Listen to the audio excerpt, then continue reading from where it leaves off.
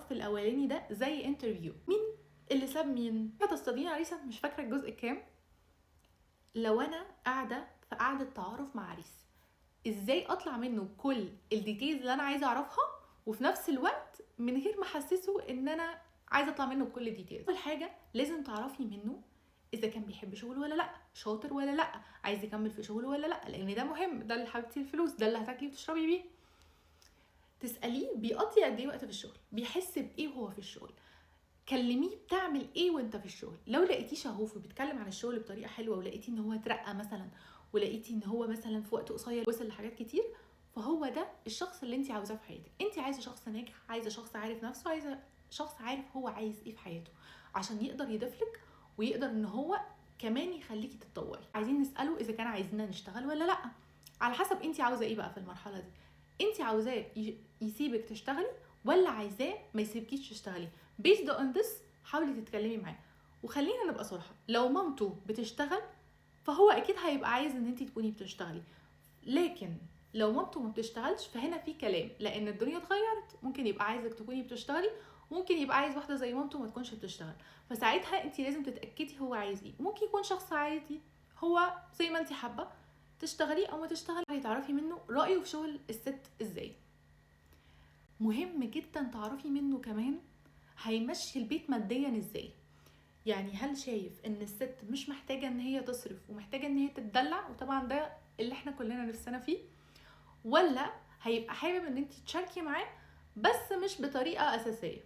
طب نعرف ده منين؟ لان كلهم بيفرشوا فرشه ان هم اكرم ناس في العالم في الاول بقى. وانا هقولك، لو قالك انا عايز الست تشارك معايا في البيت مش بنسبة 50-50، ممكن نخليها 30-70، ده يا حبيبتي عايزة تشاركي معاه 50-50 في البيت، ومش هيشيل جنيه من جيبه دفعوا عليكي إلا لما ياخدوا منك.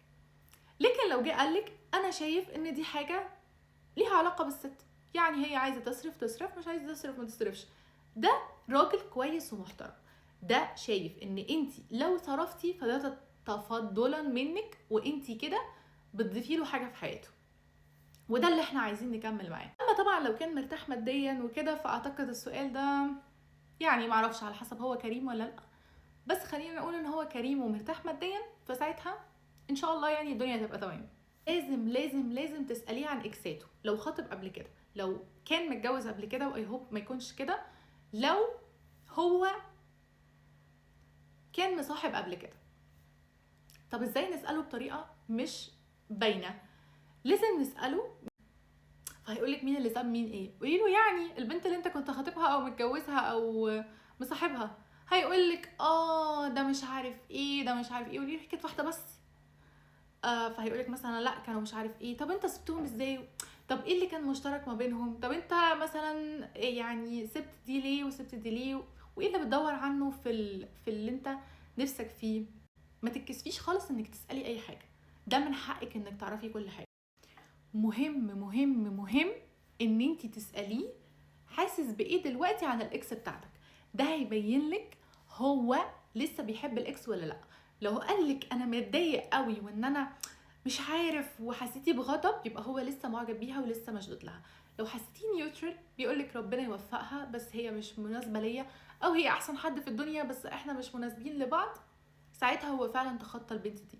والوقت كمان بيفرق بس مش هو العامل الاساسي.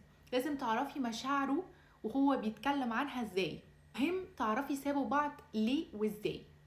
يعني كان في واحده صاحبتي مثلا كانت هتموت وتعرف الولد اللي هي قاعده معاه دلوقتي ساب البنت ليه، فضلت تساله تساله تساله كل مره، وفي الاخر قال لها انه سابوا بعض بخناقه، ومن وراه راحت لها البيت وقالت لها هاتي الحاجات بتاعت ابني.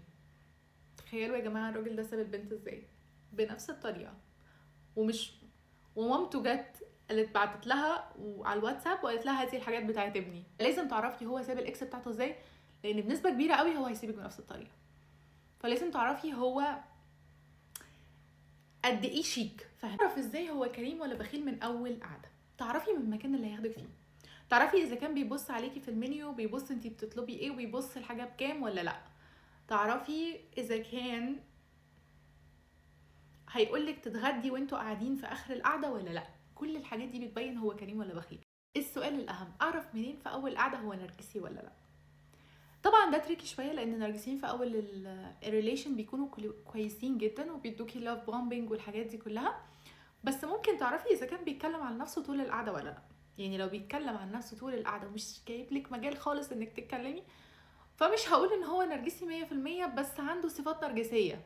حسيتي ان هو قاعد كده هو اللي بيؤمر وبيشخط وبيعامل الويترز بطريقه مش حلوه، فطبعا ده مش الشخص، حتى لو مش نرجسي مش الشخص اللي انا ارشحه ليكي.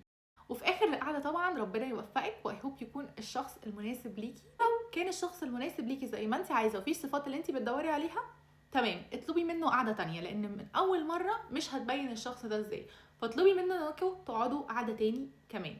ولو هو مش الشخص ده، حاولي تقولي له فرصه سعيده ان انا اتعرفت عليك، واطلعي اجري. وتابعوني الفيديوهات الجايه عشان هقول لكم كل النصايح اللي تخليكي تصطادي عريس في 2026.